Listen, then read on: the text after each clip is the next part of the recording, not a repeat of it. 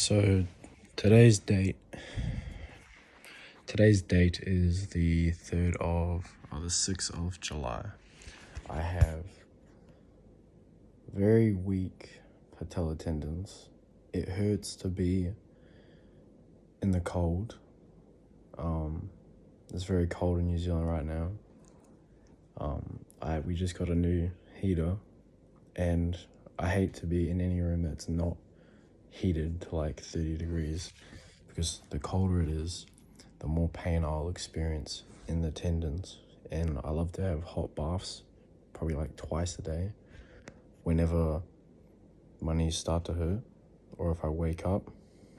Because usually for a workout, I'll do a bath and then I'll go a hot bath and I'll let my knees soak around. I'll get in some full range knee bend, let my knees kind of just soak in the warmth as much as I can. Then I'll get out the bath. They'll feel normal. You know, they won't have pain. Like, I probably wouldn't be able to do a sissy squat, but like, I definitely couldn't. But I can walk with a lot more pain-free, and then I'll jump into zero straight as fast as I can. I'll do walking backwards for 10 minutes, and then I'm learning now to want to go buy some pipes so that I can do the Poliquin step up properly, because I've been having trouble with regressing it. I still encounter pain, which is unfortunate. I try my best to get away from pain, but each day it's like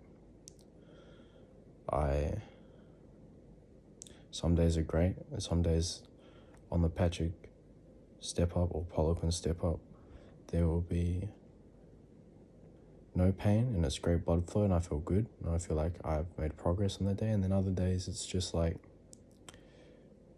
perhaps I took too long from the bath to the walk, or from the walk to the Patrick or Poliquin, and then it's just like pain on a level that I thought I had surpassed. So I've gone back, and like, it's very demoralizing, because you can feel like you've made progress one day and the next day you're like, it's like you haven't made any progress at all. And it's very hard to keep hope. But Ben said once that as long as you can walk and your patella's attached, you can theoretically get bulletproof. So I'm still finding a way to regress, and one of the 18 ways that work for me, I've just been trying to figure out which, either the ATG split squat, the Poliquin step up, the Patrick step up, or maybe like a single leg assisted elevated VMO squat, to see whatever one just works best for me. And I can see improvements within, I have to give it a good amount of time per exercise, probably like at least a month, and just measure the general trend.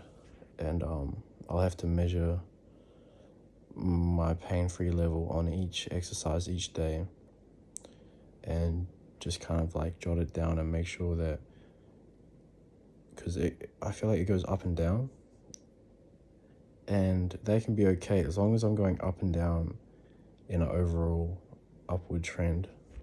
Theoretically I'll be getting more protected. So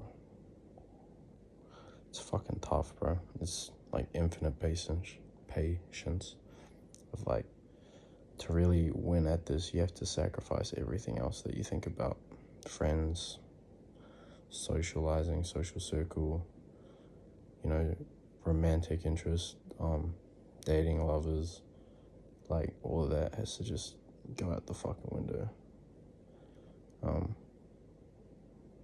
It's fine, because I can have a mind for that. I mean, it's kind of crazy for other people, but me, logically, I can enter a mode in myself where I'm like, fuck everything else. I don't know if that's just the masculine side of me, or just a dark, fucked up side of me, or I don't know. Still deciding whether or not that's fucked up or healthy. But I've I've come to make a lot of progress thinking that way, and so it must be good for me. That selfish kind of thinking. Yeah, I kind of just recorded this video so that one day when I do make it and someone else is out there looking for before and after video of, and their knees are fucked up and they don't know knees over toes stuff is good for them, and perhaps I'm showing like a client of mine that I might be helping, and just to give them hope that even though your knees are severely fucked right now, if you just commit, give it your full undivided attention, don't give up, play the long game, sacrifice everything for it. It really matters on how bad do you want it, and it's pretty fucking bad for me because I can't live not having knees. I can't live that way at all. I'd rather be depressed for the next 10 years, 5-10 years, than one day wake up being bulletproof as fuck and continue on having a normal life. I'd rather that than, living the way that life normally would be and still not making progress. So just taking that time away from myself to really do what is important for me, so I can enable myself to do that for myself better, rather than having a lot of people around or distractions or distractions, girls, blah blah blah. Anyway, so if you are where I am and you're watching me, watching you, talking to you, well, I must be proof that there's a fucking way, because my knees are fucked. I can't do a squat. I'll squat, elevated squat. If I do, I'll wake up in excruciating pain the next day, because I would have overdone my tendons, I would have overworked them. I just can't do that. I can't do a squat. So if you can't do a squat like me, but you can walk around, even if you're walking around with like pain in your knees like I am, I wake up some days, probably like half the time, and both knees will just be sore, and I'll just jump straight in the bath and then start walking backwards and start doing bend stuff and finding a way, not giving up, finding a way.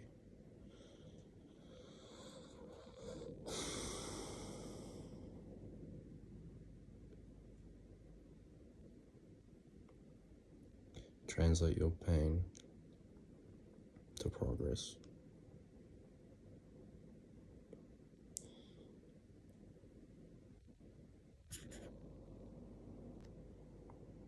Billy Mills out. Millsy boy out. The more blood flow and warmth in your knee or a painful area, like a tendon, partially torn one, or perhaps a ligament. I don't know about ligaments, I haven't dealt with that, but I know for tendons for sure. The more blood flow and warmth in that area, the less pain you will experience, compared to if you were to wake up in the morning, 7 a.m., go outside and do a cold squat or sissy squat for me, or whatever. The colder you are and you have pain in that area, the more chances and likely you are to feel pain in that area. The warmer it is, that's why the warm-up is good, the ROKP. That's why I do a hot bath before my workouts, because it just really warms up everything. It really does. And I've found, although it's a short period of time, like I probably have like a half an hour window from bath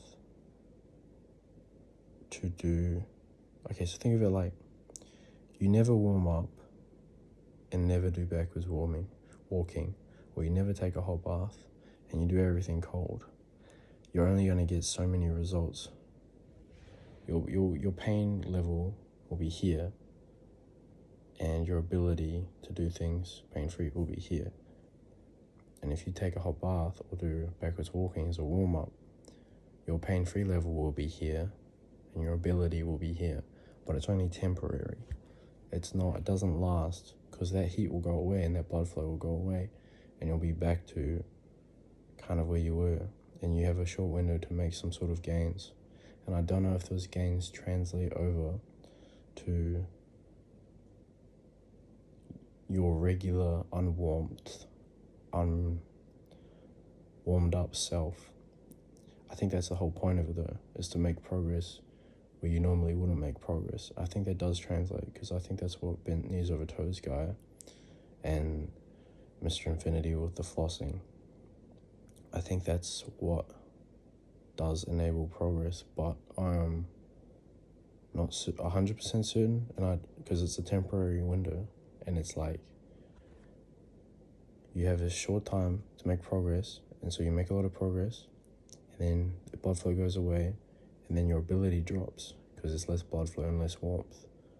And then it's like, if you recover and come back for the next exercise once you fully recovered, how's your ability then? I guess that'll be the only way that you can really measure it, because if you're measuring and tracking your progress, like let's say on a Poliquin Step Up or a Peterson, you can put there's like slats. Imagine like these are wooden tiles, right, on the floor, right? I'll show you kind of like that. Probably, anyway, there's like lines, and maybe you can like put your foot against a wall, or start with your foot on one slat, and then just see how far you can take your heel with proper form, butt in line with heel on the Patrick, and just see. That was a really bad example. And just measure each day and write it down and record it. That's what I should do. That's what I haven't been doing. I should really commit to that. Okay, I'm gonna write that down now after this. And then just track it over a month. And on each day you can see, oh, I made progress here.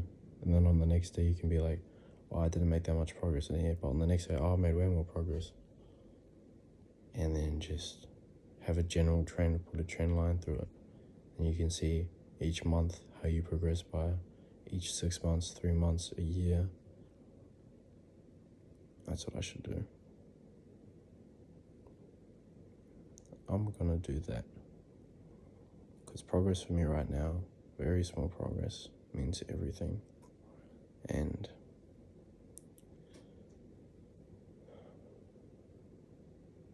I don't know what I'm gonna do with myself if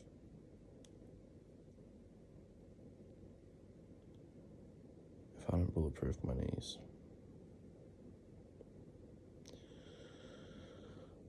There's no point knowing all this stuff if you can't put it into action and do it for yourself. So, kumbaya.